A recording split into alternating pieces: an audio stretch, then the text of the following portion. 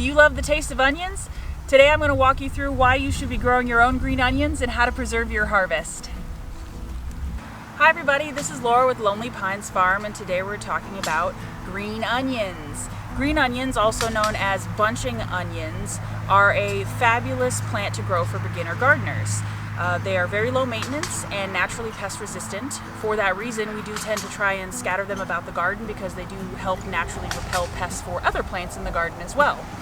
Even though we grow our green onions from seed, you don't necessarily need to go down that route. You can just regrow them from your kitchen scraps. I'll post the article down below on how to regrow a variety of things from kitchen scraps or the produce that you buy at the store. So next time you buy green onions, don't throw them out. Cut the tops off. You can keep them in water for a couple days and they'll start to grow roots, and then you can plant them in the ground. And we had green onions that we had regrown from store-bought green onions back at our old property that lived for years. They were actually still kicking when we moved out. So that's a very viable way to get your hands on green onions so you don't keep buying them every time you go to the store.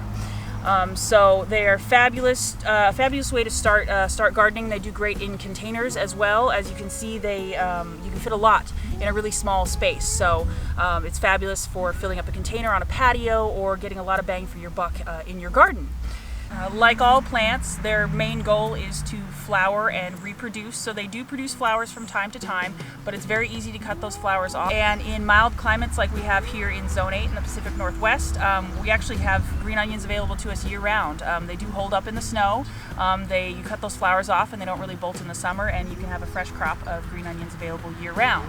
So they are fabulous to grow in your garden. They're fabulous to scatter around because of their natural pest resistance. So we highly recommend giving them a try and growing them in your garden this year. Hopefully, now that I've convinced you to grow them, we can talk about how to preserve your harvest.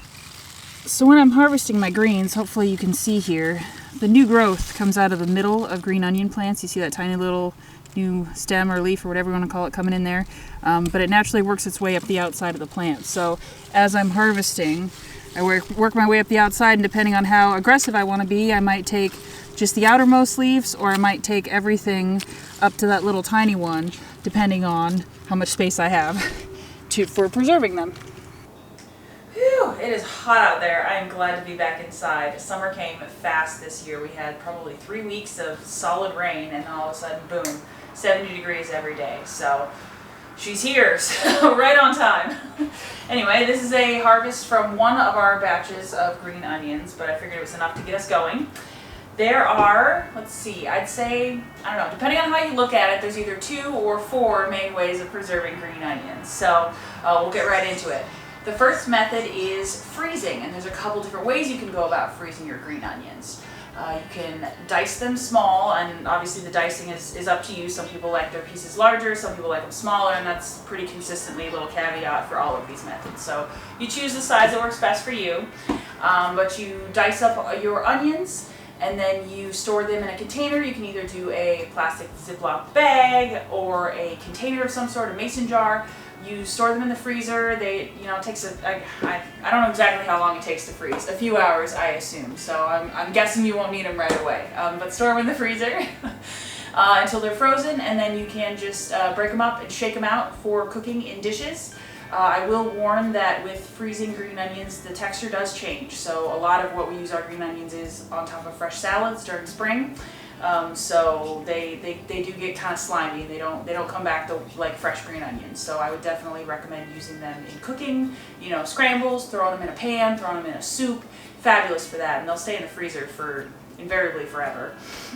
The second method, the little AB for freezing, is that you can also freeze them in olive oil. I'm sure you've seen that around. That's a great way to preserve herbs in general, is to chop them up really fine. And I know I did the caveat of cut them whatever size you want. For this method, I would recommend probably cutting them pretty small, so you can really fit a lot of green onions into your ice cube trays. But you dice them small, fill your ice cube tray with green onions, and then top it to the brim with olive oil and leave them in the freezer again for a good period of time. And then you'll have these cubes of green onions and olive oil. So that's also fabulous for cooking. You can throw them in the pan and then you've got your oil and your green onions together ready to go. It's also a great way to start homemade dressings. We've been getting big into homemade dressings. So those are kind of the two freezer methods. You can either just chop them and store them plain, or you can store them in olive oil. Both store for a very long period of time. But I will say for us, freezer space is usually at a premium. We got a quarter of a cow last year, and then we were lucky enough to have gotten an elk when we went hunting last fall. So thankfully our freezers are full of delicious real food. So we're excited about that. But we don't tend to freeze our green onions because, like I said, it's freezer space is at a premium. So as an alternative, we come to phase 2, or with an AB as well, which is drying your green onions. So the method I'm a little less familiar with. You can dry them in the oven. I would recommend going on your lowest setting and keeping a very close eye on them because it's a really thin membrane, so they can burn very easily. And then I would put them on a cookie sheet, keep an eye on them, and it probably wouldn't take more than, I imagine, a couple hours to get them dry. I might even go so low as to just have the light on in your oven. I've done that for it almost gets too warm for proofing bread, but it might be a low enough temp to be able to help dry them out. Keep the door open, keep air circulating. Probably you want to like lift them and shake them because you really want to get good airflow in there. So that's my rough estimate on how you would dry them in the oven. I prefer to use our dehydrator. We invested in an 𝙎𝙬𝘋𝙄𝑼 dehydrator a couple years ago, and it has been invaluable. We love it. Say no more. But we tend to dehydrate our green onions. So again, for dehydrating, you'll want to chop them into pieces, or at least that's how I do it. I saw that the 1870s Homestead just did a video on preserving green onions, and they didn't chop theirs, so that's totally a viable option as well. It looks like theirs took about 10 hours to dry fully. I chop mine and it takes about 2. So I'm an impatient soul, so I like to do the knife work up front and then be getting more batches through the dehydrator. But either way is fine, you know, it'll still get the job done. So put it on your lowest setting. Mine, for me, that's 105. I know that there are some dehydrators that go down to 95. Low and slow is always better when you're drying, so definitely pick the lowest setting that you have.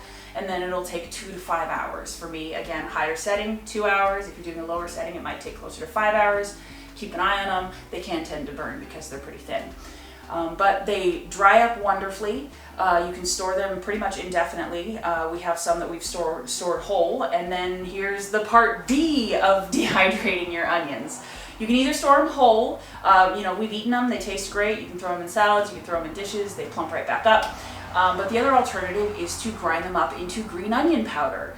It's a fabulous substitute for regular onion powder. They pretty much taste the same. And we use a lot of onion powder when we cook, so it's really nice to be able to have something like green onions where it's really compact. You can get a lot of plants really close together and you can keep harvesting all year long, and that gives us a really good, pretty consistent supply of onion powder that we've now replaced our regular onion powder with, as opposed to the space it would take to bulb up an onion and then having to commit an onion to drying and grinding it up. So we found it as a good substitute that works for us. So there you have it. That's kind of a rundown of why green onions are a great plant to be growing in your garden. When it comes time to preserve your harvest, you can definitely freeze them either by themselves or in olive oil. You can dehydrate them in the oven or in a dehydrator, and then you can keep them whole or grind them up into green powder. So we've got a lot of options to work with. I really hope you enjoyed this video today. If you did, be sure to like and subscribe below. You can find us on all the social media platforms, and have a great day.